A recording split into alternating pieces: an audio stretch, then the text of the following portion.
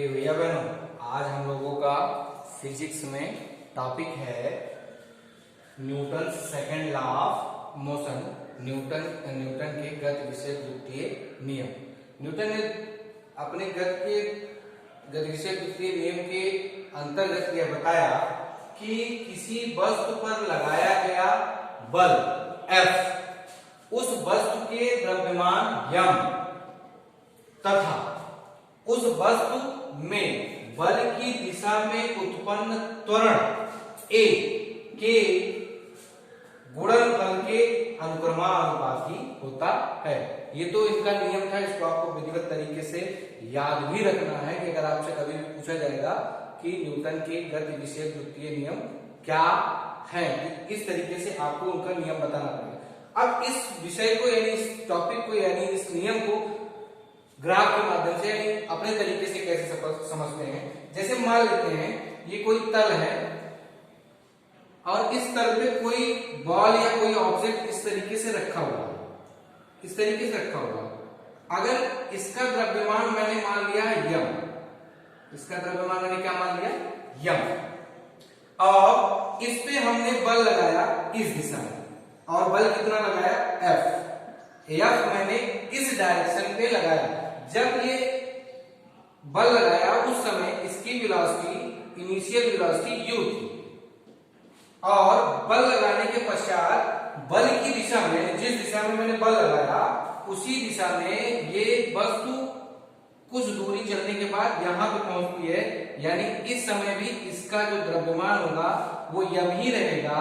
इस समय इसकी वेलोसिटी v हो जाएगी और जो एक्सेलरेशन उत्पन्न होगा यानी F अभी भी इसी डायरेक्शन में होगा, एक्सेलरेशन a इस डायरेक्शन में उत्पन्न होता है। यानी अब इसी बात को कह रहा है कि F is directly proportional to m into a, यानी इस यहां पे वेलोसिटी चेंज हुई, a initial velocity u to v हो गई, यानी चेंज इन वेलोसिटी ही एक्सेलरेशन होता है। यानी यहाँ पे कुछ इसका एक्सेलरेशन फाइंड हुआ और वो किसके बराबर होगा m इंटू a।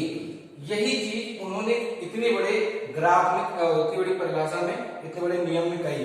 यानी किसी वस्तु पर लगाया गया बल, यम द्रव्यमान की किसी वस्तु पर लगाया गया बल, और बल लगाने के पश्चात उस वस्तु में उत्पन्न त्वरण उस बल के बराबर होता है, किस बल के, उसके द्रव्यमान तथा उसके त्वरण के गुणनफल के बराबर होता है। इसी बात से अब यहाँ पे ये प्रोपोर्शनैलिटी का साइन है, यानी अनुक्रमानुपाती का चिन्ह है, तो यहाँ पे हम इसकी जगह पे कोई नियतांक लाते हैं और यहाँ पे इक्वल टू का साइन लिखते हैं, यानी यहाँ पे हम लिख सकते हैं k is m into a, यानी a।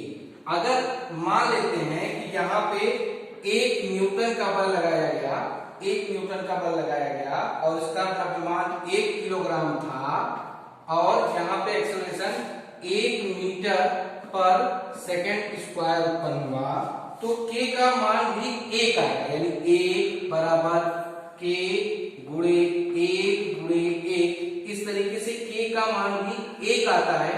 इसलिए हम k को नियतांक यानी k को यहाँ पे रिड्यूस कर सकते हैं, डायरेक्टली हम लिख सकते हैं F is equal to m into a।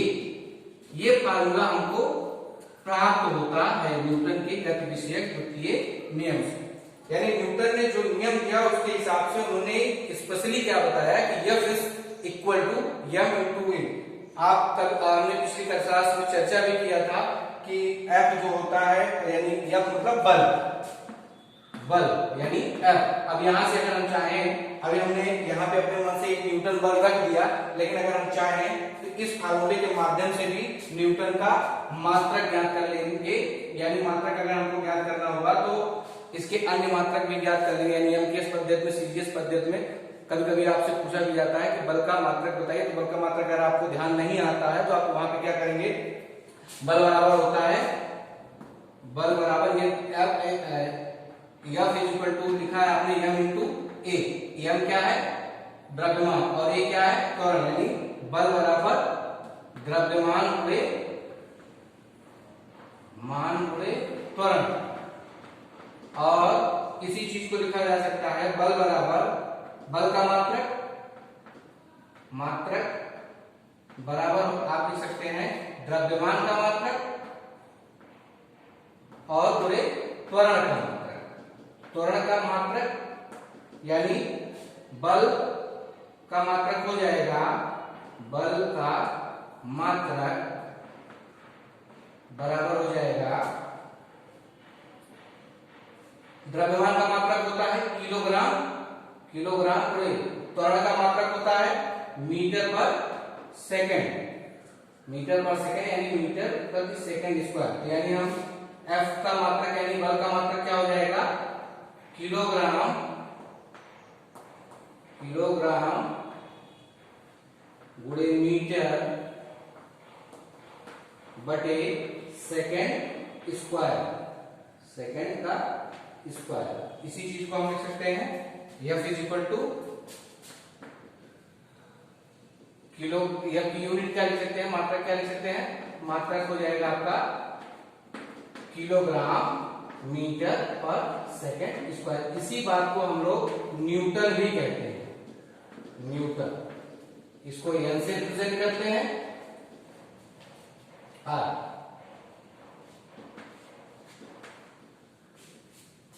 इसको अगर हमको सीजीएस में चेंज करना है तो सीजीएस में क्या होता है, CGS। यहाँ पे C की जगह होगा सेंटीमीटर, G फॉर ग्राम और S फॉर सेकंड, यानी हो जाएगा सेंटीमीटर, सेंटीमीटर ग्राम, वहां पे किलोग्राम था तो यहाँ पे हो जाएगा gram centimetre upon second square. ये आपका न्यूटन का मात्रक हो। तो इसमें इतना ही हम लोगों को पढ़ना था। हम लोगों को पढ़ना था क्या कि न्यूटन की गतिविधि के नियम क्या थे, तो हम लोगों ने जान लिया कि किसी वस्तु पर लगाया गया बल F उस वस्तु के द्रव्यमान तथा उस वस्तु में बल की दिशा में उत्पन्न त्वरण A के गुणनफल के अनुपाती होता है, जिसको हम इस तरीके से रिप्रेजेंट करके निकाल सकते हैं। इस पे कुछ बेस्ड न्यूमेरिकल भी आएंगे, क्वेश्चन भी आएंगे, वो हम लोगों को करने हैं। धन्यवाद, आज के लिए इतना ही।